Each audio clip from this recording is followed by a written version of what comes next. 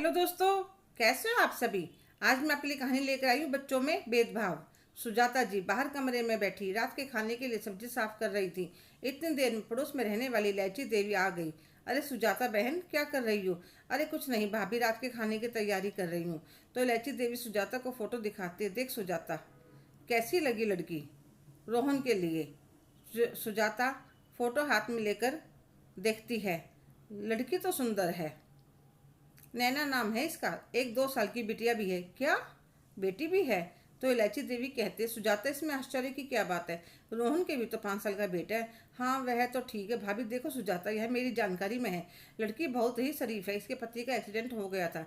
घर के सारे काम जानती है, पढ़ी लिखी है। और तुम्हें क्या चाहिए। तुम्हारे बेटे का दोबारा फिर घर बस जाएगा। ठीक है भाभी, मैं घर में बात करके फिर बताती हूँ आपको।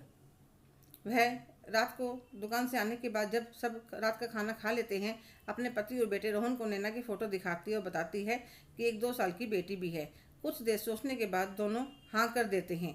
तो अगले दिन सुजाता इलायची देवी, जो पड़ोस में रहती थी और उम्र में उनसे बड़ी थी, इसलिए वह उन्हें भाभी कहकर बोलती थी, उनके पास जाकर हाँ कर देती है।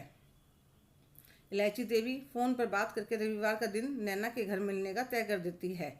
सुजाता जी, उनके पति, उनका बेटा और पोता सब नैना के घर पहुंच जाते हैं। नैना ने हल्के पिंक कलर की साड़ी पहन रखी थी और बिल्कुल हल्का सा मेकअप कर रखा था। वह बहुत सुंदर लग रही थी। सुजाता जी को देखते ही पसंद आ गई। रोहन को भी नैना अच्छी लगी। उन्होंने कहा हाँ कर दे और फिर अपने बेटे से कहने लगे, चीकू बेटा देखो तुम्हारी मम्मी। 15 दिन बाद सिंपल से समारोह में शादी करके रोहन और नैना और उसकी बेटी खुशी को अपने घर ले आता है। जल्दी ही नैना सारा घर संभाल लेते। रोहन भी खुशी और चीकू में कोई फर्क नहीं करता। सुजाता जी को भी नैना बहुत अच्छी लगी थी, पर कहीं न कहीं खुशी उनकी आंखों में रड़क रही थी। वे चाहकर भी उसे अपना नहीं पा रही थी। खुशी दादी दादी करके उनके पास जाती तो वे उसे भगा देती।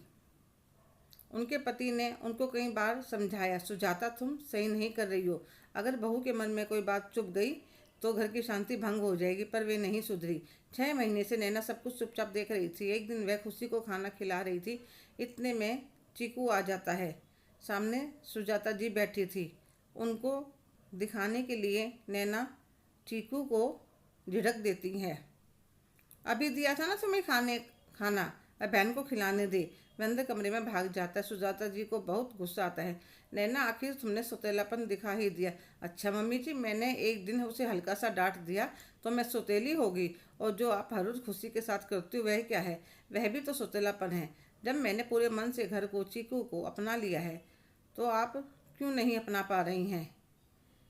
तो शर्म से उनकी आंखें झुक जाती हैं। मम्मी जी, आज तो यह मैंने आपको दिखाने के लिए किया था। मेरे मन में चीकू और खुशी के लिए कोई फ़र्क नहीं है। मैं दोनों की माँ हूँ। माँ होती है, पर आपके व्यवहार से हो सकता है आगे जाकर मेरे मन में फ़र्क आ जाए। फिर आप क्या कर पाओगी। इसलिए आज आपको समझा रही हूँ कि आप मेरे दोनों बच्चों में भेदभाव मत कीजिए। और अंदर जाकर चीकू को गोदी में लेकर बाहर आ जाती है। अरे मेरा बच्चा, मैं तो मेरे बाबू के लिए देखो तो सही कौन सी आइसक्रीम लाई हूँ। चीकू खुश हो जाता है।